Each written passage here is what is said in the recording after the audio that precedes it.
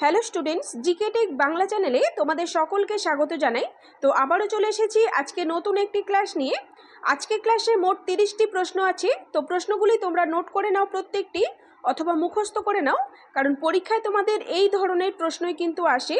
তো যারা যারা আইসিডিএস পরীক্ষা দেবে তাদের জন্য ভীষণই গুরুত্বপূর্ণ হতে চলেছে এই সমস্ত প্রশ্নগুলি। তো প্রথম থেকে শেষ পর্যন্ত তোমরা ভিডিওটি দেখতে থাকো এবং চ্যানেলে নতুন হয়ে থাকলে চ্যানেলটিকে সাবস্ক্রাইব করে নাও নতুন নতুন জিকে ক্লাস এবং জব আপডেটস পাওয়ার জন্য। তো তোমাদের কাছে আরও একটি রিকোয়েস্ট আছে, তোমরা যারা আইসিডিএস পরীক্ষা দেবে তোমরা আমাদের প্রতিদিনের ক্লাসগুলি করার সাথে সাথে আমাদের পুরনো ক্লাসগুলিও দেখতে থাকো জিকের প্রস্তুতির জন্য। এবং আইসিডিএস এর উপরে সমস্ত সাবজেক্টের উপরে তোমরা যদি ফুল প্রিপারেশন নিতে চাও তাহলে আমাদের এই বইটি অর্থাৎ আইসিডিএস সাফল্য বইটি তোমরা কিনে নিয়ে পড়তে পারো। তো বইটি প্রসঙ্গে পরে আসছি, আগে ক্লাসটি শুরু করি চলো। তো আজকের প্রথম প্রশ্ন দেখো, রক্ত সংবহন ও রক্ত প্রবাহ কে আবিষ্কার করেছিলেন? তো সঠিক উত্তর হয়ে যাবে অপশন এ, হার্ভে অর্থাৎ উইলিয়াম হার্ভে রক্ত সংবহন এবং রক্ত প্রবাহ আবিষ্কার করেছিলেন। মনে রাখবে উইলিয়াম হার্ভে এই রক্ত প্রবাহ বা রক্ত সংবহন তন্ত্র এটি আবিষ্কার করেছিলেন 1628 সালে। পরের প্রশ্ন, মানবদেহের তাপমাত্রা নিয়ন্ত্রণকারী গ্রন্থি কোনটি? তো ভেরি ইম্পর্টেন্ট প্রশ্ন, তোমরা নোট করো। সঠিক উত্তর হয়ে যাবে অপশান বি, হাইপোথ্যালামাস গ্রন্থি মানবদেহের তাপমাত্রা নিয়ন্ত্রণ করে। এবং মনে রাখবে কেবলমাত্র তাপমাত্রাই নিয়ন্ত্রণ করে না, এই হাইপোথ্যালামাস গ্রন্থিটি মানবদেহের তাপমাত্রা নিয়ন্ত্রণ করার সঙ্গে সঙ্গে তৃষ্ণা, ক্ষুধা, ঘুম ইত্যাদিও নিয়ন্ত্রণ করে। এবং আরও মনে রেখো এই হাইপোথ্যালামাস গ্রন্থি হলো মানব মস্তিষ্কের একটি অংশ। পরের প্রশ্ন, ন্যাশনাল প্রোটিন ডে কবে উদযাপিত হলো? সঠিক উত্তর অপশন এ, 27শে ফেব্রুয়ারি। প্রতি বছর এই দিনটিকে ন্যাশনাল প্রোটিন ডে হিসাবে পালন করা হয়। এবং মনে রাখবে রিসেন্টলি এটি চালু হয়েছে ন্যাশনাল প্রোটিন ডে পালন। মনে রাখবে 2020 সাল থেকে এই দিনটি পালন করা শুরু হয়েছে। পরের প্রশ্ন, নিম্নলিখিত কোনটি ভিটামিন সি এর সমৃদ্ধ উৎস? তো সঠিক উত্তর হয়ে যাবে অপশন ডি, লেবু বা লেবু জাতীয় ফলে মনে রাখবে ভিটামিন সি প্রচুর পরিমাণে থাকে। তো বাকি অপশানগুলি এখানে বলে দিই। দেখো, পেঁপেতেও ভিটামিন সি থাকে কিন্তু খুবই অল্প পরিমাণে থাকে। তো তোমাদের অপশানের মধ্যে যখন পেঁপে এবং লেবু একসঙ্গে থাকবে তখন লেবুটি হয়ে যাবে উত্তর, মনে রাখবে। এবং গরুর দুধে মনে রাখবে ভিটামিন সি থাকে না, এতে ভিটামিন সি একেবারেই থাকে না। এবং গাজর মনে রাখবে এটি ভিটামিন এ এর সমৃদ্ধ উৎস, অর্থাৎ প্রচুর পরিমাণে ভিটামিন এ থাকে গাজরে। পরের প্রশ্ন, ভিটামিন এ এর বিজ্ঞানসম্মত নাম কি? তো একটি জেলা রিসেন্টলি তোমাদের পরীক্ষা হয়ে গেল, তো সেখানে এইভাবে প্রশ্ন এসেছিল, অর্থাৎ ভিটামিনের বিজ্ঞানসম্মত নাম। তো আমি সাধারণত তোমাদের রাসায়নিক নাম পড়াই, মনে রাখবে বিজ্ঞানসম্মত নাম এবং রাসায়নিক নাম একই জিনিস। তো এখানে ভিটামিন এ এর বিজ্ঞানসম্মত নাম জিজ্ঞাসা করেছে। তো ভিটামিন এ এর বিজ্ঞানসম্মত বা রাসায়নিক নাম হলো রেটিনল, অপশন সি সঠিক উত্তর। পরের প্রশ্ন, কোন ভিটামিন রক্ততঞ্চনে সাহায্য করে? তো রক্ততঞ্চনে সাহায্য করে ভিটামিন কে, অপশন ডি সঠিক উত্তর। পরের প্রশ্ন, সবচেয়ে হালকা গ্যাস কোনটি? সঠিক উত্তর হয়ে যাবে অপশন বি, হাইড্রোজেন হলো সবচেয়ে হালকা গ্যাস। পরের প্রশ্ন, প্রাসাদ নগরী কোন শহরকে বলা হয়? তো সঠিক উত্তরটি হয়ে যাবে কলকাতা শহরকে প্রাসাদ নগরী বা সিটি অফ প্যালেস বলা হয়। তো অপশন বি সঠিক উত্তর। তো এখানে মনে রাখবে কলকাতা শহরকে আরেকটি নামে ডাকা হয়, সেটি হলো সিটি অফ জয়। পরের প্রশ্ন, ভারতের কোন রাজ্যে নালন্দা বিশ্ববিদ্যালয় অবস্থিত? সঠিক উত্তর হয়ে যাবে অপশন সি, দেখো বিহারে অবস্থিত। তো রিসেন্টলি একটি জেলার পরীক্ষায় এসেছিল যে নালন্দা কোথায় অবস্থিত। তো নালন্দা বিহারে অবস্থিত এবং নালন্দা বিশ্ববিদ্যালয়ও এই বিহারে অবস্থিত। মনে রাখবে বিহারের রাজগীরে এই নালন্দা বিশ্ববিদ্যালয় অবস্থিত। এবং আরও কয়েকটি ইনফরমেশন তোমরা জেনে রাখবে, গুপ্ত শাসক কুমারগুপ্ত দ্বারা এই নালন্দা বিশ্ববিদ্যালয় স্থাপিত হয়েছিল এবং বখতিয়ার খলজি দ্বারা এই নালন্দা বিশ্ববিদ্যালয় ধ্বংসপ্রাপ্ত হয়। তো এখন বইটি প্রসঙ্গে একটু বলি। আমরা আইসিডিএস এর সিলেবাস অনুযায়ী একটি পিডিএফ বই বানিয়েছি, আইসিডিএস সাফল্য। তো বইটিতে তোমাদের পরীক্ষার জন্য গুরুত্বপূর্ণ সমস্তটাই কভার করা হয়েছে। তো এই বইয়ের মধ্যে আছে প্রচুর জিকে প্রশ্ন, পুষ্টি, জনস্বাস্থ্য, নারীদের সামাজিক অবস্থান, এছাড়াও রয়েছে অঙ্ক, রচনা, ইংলিশ থেকেও প্রশ্ন, এছাড়াও রয়েছে প্র্যাকটিস সেট, 10টি প্র্যাকটিস সেট রয়েছে।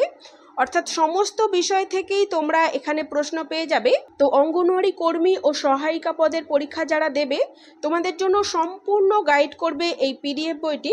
তো এই পিডিএফ বইটির মূল্য আমরা তোমাদের সবার কথা মাথায় রেখে খুবই কম রেখেছি, যাতে সবার পক্ষে কেনাটা পসিবল হয়। আরেকটি কথা তোমাদেরকে বলে রাখি, আমাদের এই বইটি থেকে তোমরা হয়তো খেয়াল করেছো কোনো কোনো জেলায় 92% থেকে 93%, আবার কোনো কোনো জেলায় 99% থেকে 100% প্রশ্নই কমন আসছে। তো রিসেন্টলি উত্তর 24 পরগনা, দক্ষিণ দিনাজপুর, কোচবিহার, আলিপুরদুয়ার জেলার যে পরীক্ষা হলো, দেখতেই পেলে কি হারে প্রশ্ন আমাদের বই থেকে তোমরা কমন পেয়েছো। তো তোমরাও বইটি নিয়ে পড়তে থাকো, যারা সামনে পরীক্ষা দেবে, আগামী দিনে যাদের পরীক্ষা আছে, এবং জোর কদমে তোমরা প্রস্তুতি নিতে থাকো বইটি নিয়ে। তো বইটি নিতে চাইলে এবং বইটি সম্পর্কে বিস্তারিত জানতে চাইলে বা আইসিডিএস সম্পর্কিত যে কোনো হেল্প দরকার হলে তোমরা স্ক্রিনে দেওয়া নাম্বারে হোয়াটসঅ্যাপ করে যোগাযোগ করো। ওকে, এছাড়াও তোমাদেরকে বলে রাখি, আমাদের বইটি যারা নেবে পরবর্তীকালে ফ্রিতে তোমাদের পার্সোনালিভাবে আরও প্রচুর জিকে প্রশ্ন, তোমাদের জন্য দরকারি নোটস এবং গুরুত্বপূর্ণ রচনাগুলি প্রোভাইড করা হবে। ওকে, তো চলো পরের প্রশ্নটি দেখে নিই। পরের প্রশ্ন, প্রাণীবিদ্যার জনক কাকে বলা হয়? তো সঠিক উত্তর হয়ে যাবে অপশন এ। দেখো, অ্যারিস্টটলকে প্রাণীবিদ্যার জনক বা মনে রাখবে জীববিদ্যার জনকও বলা হয়। পরের প্রশ্ন, সর্দার সরোবর প্রকল্প কোন নদীর উপর গড়ে উঠেছে? তো এই প্রকল্পটি গড়ে উঠেছে নর্মদা নদীর উপরে, অপশন ডি সঠিক উত্তর। এবং মনে রাখবে এই প্রকল্পটি গুজরাটে অবস্থিত। পরের প্রশ্ন দেখে নাও, চট্টগ্রাম অস্ত্রাগার লুণ্ঠনের নেতা কে ছিলেন? তো এই লুণ্ঠনের নেতা ছিলেন সূর্য সেন, মাস্টারদা সূর্য সেন, অপশন বি সঠিক উত্তর। তো এই চট্টগ্রাম অস্ত্রাগার লুণ্ঠনটি এটি হয়েছিল, তোমরা সালটি মনে রাখবে, 1930 সালে। পরের প্রশ্ন, পণ্ডিত হরিপ্রসাদ চৌরাশিয়া কিসের সাথে যুক্ত? তো ইম্পর্টেন্ট প্রশ্ন, সঠিক উত্তর হয়ে যাবে ইনি একজন বাঁশি বাদক, অপশন বি সঠিক উত্তর। পরের প্রশ্ন, বিশ্ব ব্যাংকের সদর দপ্তর কোথায় অবস্থিত? বিশ্ব ব্যাংক বা ওয়ার্ল্ড ব্যাংক এর সদর দপ্তর অবস্থিত ওয়াশিংটন, মার্কিন যুক্তরাষ্ট্রের ওয়াশিংটনে, অপশন এ সঠিক উত্তর। পরের প্রশ্ন দেখো, ভারত সভা কে প্রতিষ্ঠা করেছিলেন?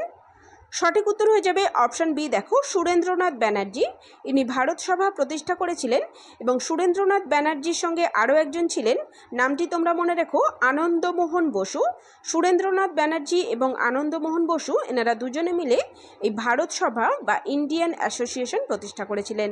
পরের প্রশ্ন, নিম্নোক্ত কোনটিকে দারুচিনির দ্বীপ বলা হয়? সহজ প্রশ্ন, সঠিক উত্তর অপশন এ, শ্রীলঙ্কাকে। পরের প্রশ্ন, ভারতের প্রথম জ্ঞানপীঠ পুরস্কার জয়ী মহিলাকে? তো এখানে জ্ঞানপীঠ পুরস্কার জয়ী মহিলা বলেছে, খেয়াল করবে তোমরা। সঠিক উত্তর হয়ে যাবে অপশন সি। দেখো, আশাপূর্ণা দেবী ইনি 1976 সালে প্রথম জ্ঞানপীঠ পুরস্কার পেয়েছিলেন।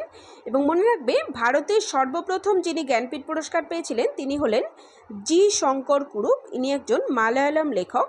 তো ইনি প্রথম জ্ঞানপীঠ পুরস্কার পেয়েছিলেন। তো এখানে মহিলা বলেছে বলে এখানে উত্তর হয়ে গেল আশাপূর্ণা দেবী। পরের প্রশ্ন দেখো, মরুভূমিতে মরীচিকা হয় কিসের কারণে? তো সঠিক উত্তর অপশন বি, অভ্যন্তরীণ পূর্ণ প্রতিফলনের কারণে। পরের প্রশ্ন দেখো, জাতীয় গ্রামীণ কর্মসংস্থান কর্মসূচি 1989 সালে নিম্নলিখিত কোন প্রকল্পটির সাথে একীভূত হয়? সঠিক উত্তর অপশন বি, জওহর রোজগার যোজনার সাথে। পরের প্রশ্ন, ইংলিশ বাজার শহরটি কোন নদীর তীরে অবস্থিত? সঠিক উত্তর হয়ে যাবে মহানন্দা নদীর তীরে, অপশন এ সঠিক উত্তর। তো তোমরা আমাকে কমেন্ট করে জানাবে যে ইংলিশ বাজার কোন জেলার সদর শহর। পরের প্রশ্ন, কৃষ্ণনগর শহরটি কোন নদীর তীরে অবস্থিত? তো সঠিক উত্তর হয়ে যাবে অপশন সি। দেখো, জলঙ্গি নদীর তীরে। পরের প্রশ্ন, ভারতের প্রথম হাইকোর্ট কত সালে প্রতিষ্ঠিত হয়েছিল? তো সঠিক উত্তর অপশন এ, 1862 সালে ভারতে প্রথম হাইকোর্ট প্রতিষ্ঠিত হয়েছিল। এবং মনে রাখবে, 1862 সালে যে হাইকোর্টটি প্রতিষ্ঠিত হয়েছিল সেটি হলো কলকাতা হাইকোর্ট। এবং এই কলকাতা হাইকোর্ট হলো ভারতের সবচেয়ে প্রাচীন হাইকোর্ট। পরের প্রশ্ন, প্রকৃতির আঁচল কাকে বলা হয়? সঠিক উত্তর হয়ে যাবে অপশন বি, অরণ্য বা বনভূমিকে। পরের প্রশ্ন দেখো, ভারতের রাজধানী কোন নদীর তীরে অবস্থিত? তো ভারতের রাজধানী কোনটি? ভারতের রাজধানী হলো দিল্লি। তো দিল্লি কোন নদীর তীরে অবস্থিত এটি জিজ্ঞাসা করেছে। তো সঠিক উত্তর হয়ে যাবে যমুনা নদীর তীরে, অপশন ডি সঠিক উত্তর। পরের প্রশ্ন, নিম্নলিখিত কোনটি মরফিন উপক্ষারের উপাদান? তো সঠিক উত্তর হয়ে যাবে আফিম, অপশন বি সঠিক উত্তর। পরের প্রশ্ন, চিংড়ির রেচন অঙ্গের নাম কি? তো চিংড়ির রেচনাঙ্গ হলো সবুজ গ্রন্থি, অপশন বি সঠিক উত্তর। এবং মনে রাখবে এই যে ম্যালপেজিয়ার নালিকা এটি হলো আরশোলার রেচনাঙ্গ এবং সংকোচী গহ্বর এটি হলো অ্যামিবার রেচনাঙ্গ। পরের প্রশ্ন, অজন্তা ও ইলোরার স্থাপত্যগুলি কাদের নিদর্শন? তো সঠিক উত্তর হয়ে যাবে অপশন এ বৌদ্ধদের। পরের প্রশ্ন, আন্তর্জাতিক প্রতিবন্ধী দিবস কবে পালন করা হয়? তো এটি প্রতি বছর 3 ডিসেম্বর পালন করা হয়। তো অপশন ডি সঠিক উত্তর। পরের প্রশ্ন, বিশ্ব তামাক বিরোধী দিবস কবে পালন করা হয়? তো ইম্পর্টেন্ট প্রশ্ন, সঠিক উত্তর হয়ে যাবে 31শে মে, অপশন বি সঠিক উত্তর। পরের প্রশ্ন দেখে নাও, এবং আজকের শেষ প্রশ্ন এটি, নিম্নলিখিত কোনটি হরিয়ানা রাজ্যের লোকনৃত্য? ফ্যাগ, গরবা, তামাশা নাকি রৌফ? তো সঠিক উত্তর হয়ে যাবে অপশন ডি রৌফ। তো আজকের ক্লাস এই পর্যন্তই। ভিডিওটি তোমাদের যদি হেল্পফুল বলে মনে হয় একটি লাইক করে দিও এবং বন্ধুদের মাঝে শেয়ার করে দিও। আগামী দিনে আরও একটি নতুন ক্লাস নিয়ে চলে আসছি। তো চলো, দেখা হচ্ছে নেক্সট ভিডিওতে।